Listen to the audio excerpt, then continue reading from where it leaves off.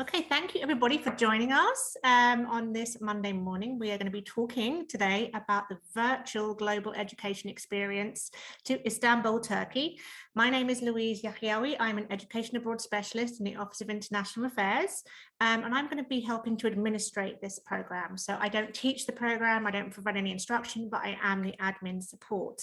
And during this session, we're going to give you some more information about this virtual experience, its benefits and its content.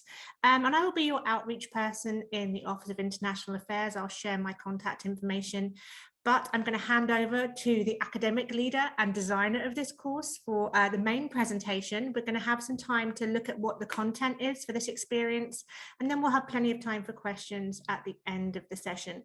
This is recorded and it will be shared on the program brochure page at globaleducation.osu.edu. If you search Turkey, you'll be able to see this program and you'll be able to access this recording and share it with your friends, your family, whoever else is interested in this experience. So I'm going to hand over to the main presentation, and as I said, we'll have time for questions at the end. Thank you.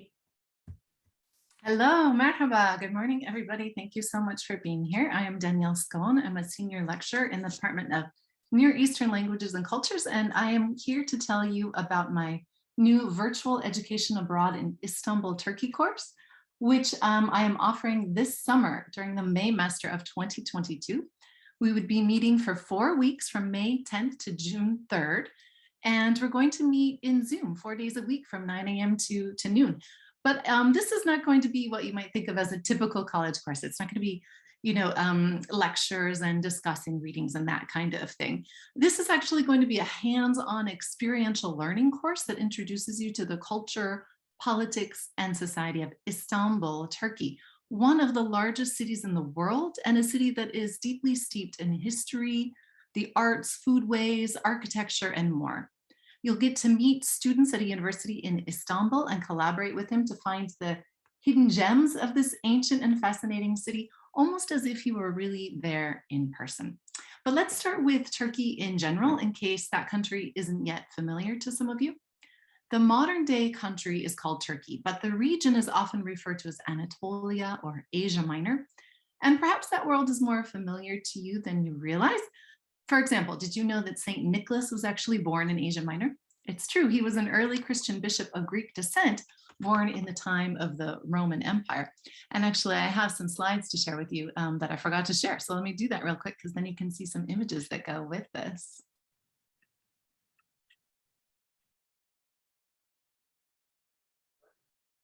There we go. Can you see that, Louise? Is that showing up?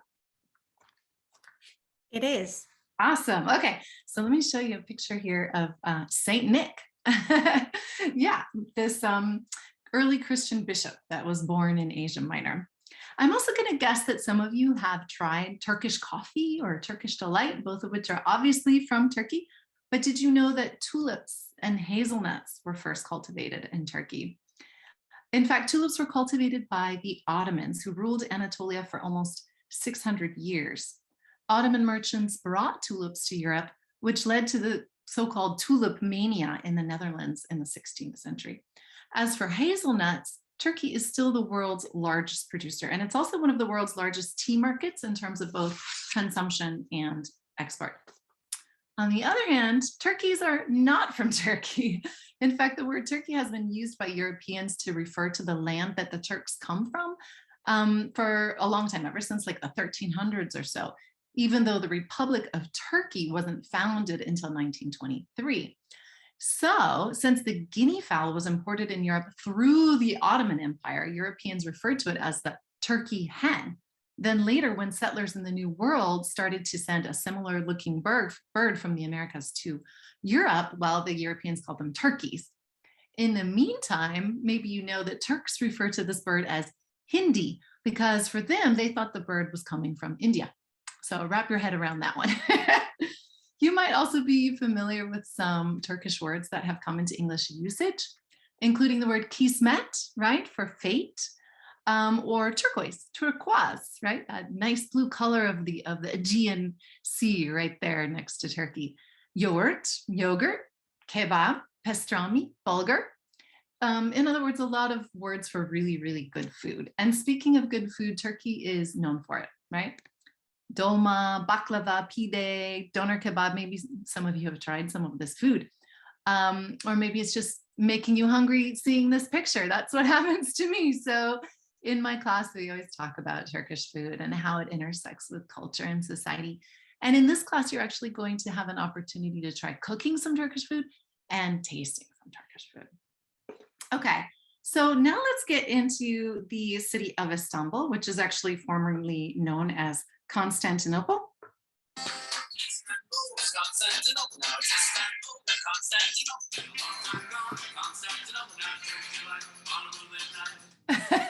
So maybe some of you received your education on this city from They Might Be Giants. You won't be alone. But if you take my class, you'll actually get to figure out what it is they're really singing about. So Constantinople was the Byzantine capital, but it was captured by Mehmet the Conqueror in 1453. And it became the Ottoman capital for the next almost 500 years. Today, Istanbul is the largest city in Turkey, and it serves as the country's economic and cultural hub. The city straddles the Bosphorus Strait, making it the only city in the world that lies across two continents, both Europe and Asia. Istanbul has a population of over 15 million residents, so it's the most populous city in Europe, and it's the world's 15th largest city.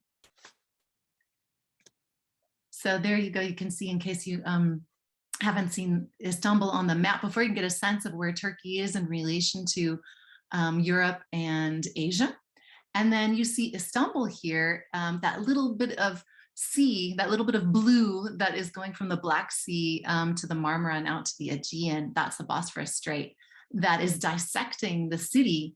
And on the left, you have Istanbul on the European side, bordering Bulgaria and Greece. And on the right here, you see the part of the city that is on Anatolia, the land that we call Anatolia. So the city of Istanbul has a real Mediterranean feel. It's on the water, as you can see here, so beautiful, kind of going up these hills, right? It's a city of multiple hills, much like Rome. And it has these narrow, winding streets and historic architecture. You may have heard of the Hagia Sophia, or what the Turks call the Hagia Sophia, which was a Byzantine church originally, and then it was turned into a mosque by the Ottomans, then it was turned into a museum by Turkey's first president, Ataturk, in the 1920s. Well, it was recently reconverted to a mosque in 2020, which caused controversy around the world. When Hagia Sophia was first built in the 6th century for the Roman Empire, it was the world's largest interior space at the time, and it was the first to employ this kind of central dome that you see here. It's still considered to be the epitome of Byzantine architecture, and its style and form influenced not only other churches around the world, but also Ottoman architecture for a few hundred years. For example, you can see the same central dome in the Süleymaniye Mosque, which was built in the 16th century by the famous Ottoman architect Mimar Sinan. So Istanbul is the kind of city that has something to teach you about European and Middle Eastern history around every corner. The city is also known for its food culture, music scene, and nightlife. Istanbul soccer fans take team spirit to a whole new level sometimes. So I guarantee that by the end of my summer course, you're going to be booking yourself a ticket to Istanbul. So that's the end of my slideshow, but I thought that I would also take you to some online resources so that I can share some more information with you. I wanted to talk to you a little bit about what we're actually going to do in the class. So far I have 4 guest speakers scheduled. I've got 2 urban designers and 2 classical Ottoman musicians. The musicians are going to perform for you and also talk about the history and theory of Ottoman music, whereas the urban designers are going to talk about the history of the city of Istanbul and also some of the issues that the city faces in dealing with contemporary trends like transportation needs, growing population, a failing economy in Turkey, and that kind of thing. So this is Dr. Eda Yücesoy, and she is a professor at Istanbul Technical University, and she's agreed to partner up with us this summer. So you'll get to meet the students that are taking her urban planning class this summer.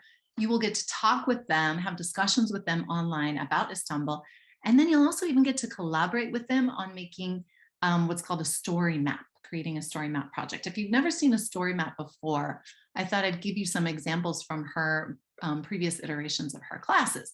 So for example, this student did a story map on the Prince Islands, which are a cluster of islands off the coast of the city.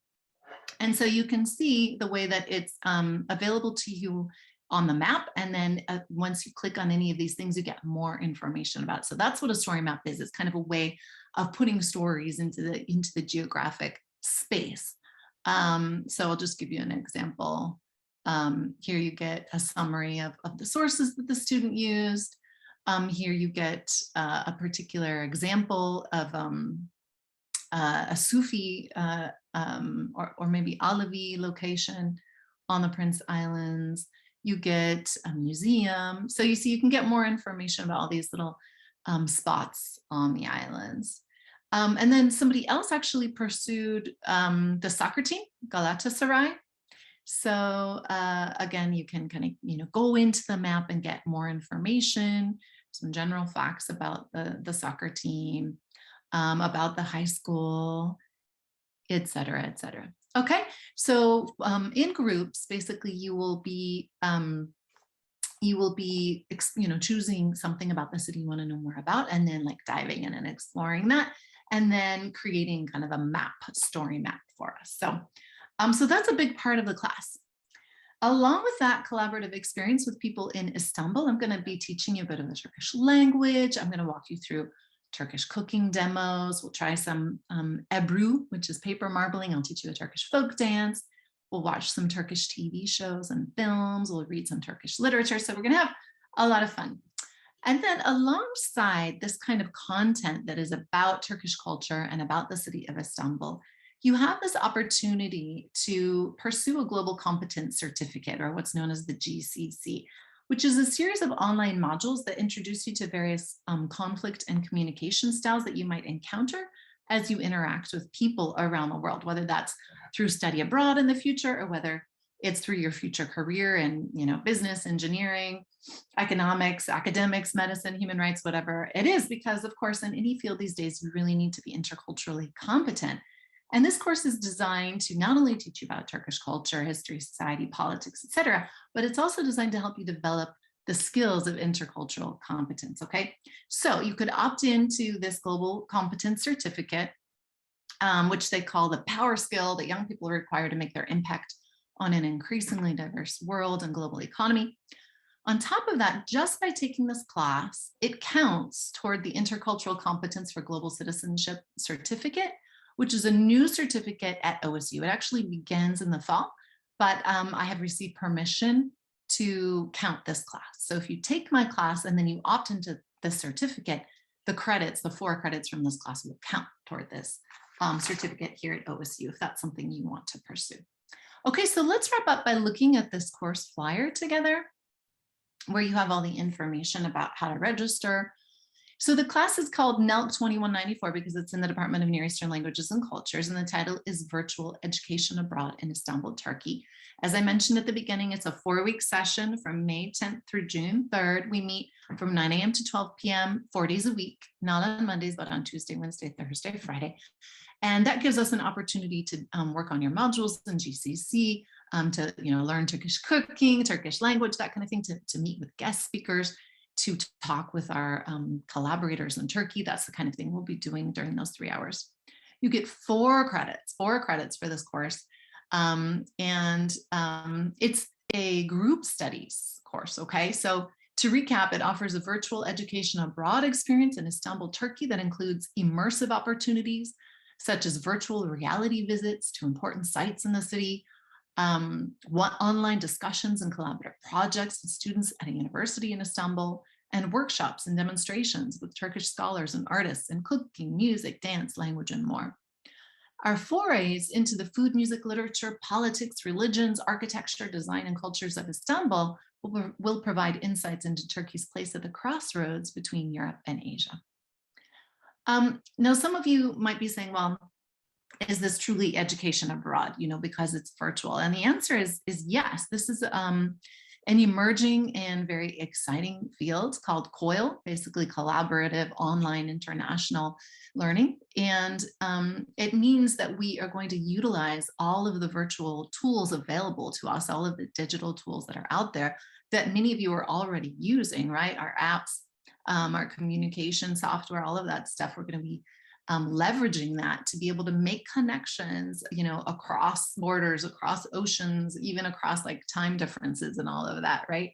Across language differences. So what's amazing about the virtual experience is that we can kind of overcome some of the limitations that we've been experiencing lately, whether it's a global pandemic, whether it's maybe political or social unrest in a particular place.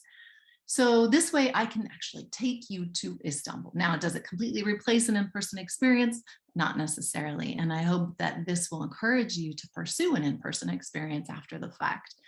But education abroad in general, whether in person or virtual, is proven to benefit you by broadening your perspectives, developing your intercultural competence, and it contributes to your career opportunities, right? This is something you're going to want to put on your resume.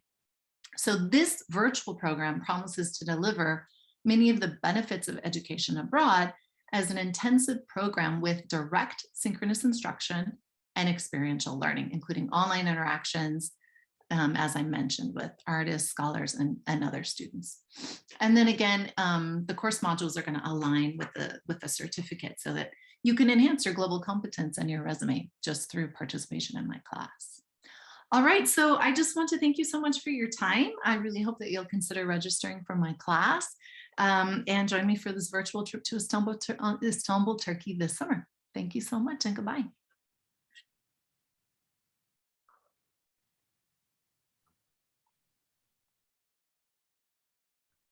Thank you so much, Danielle. That was great.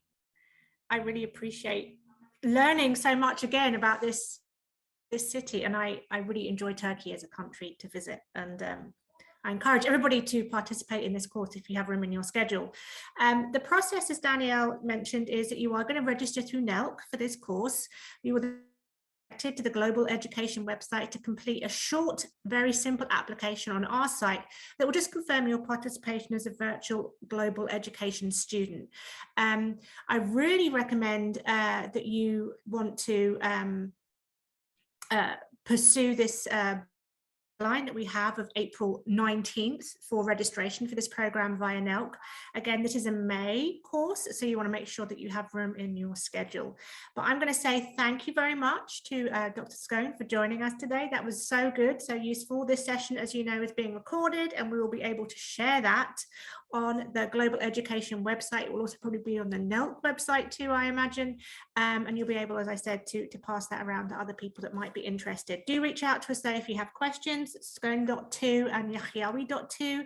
Our email addresses are on that flyer that you saw during the session there. But otherwise, thank you everybody so much. And I hope to see your applications very soon.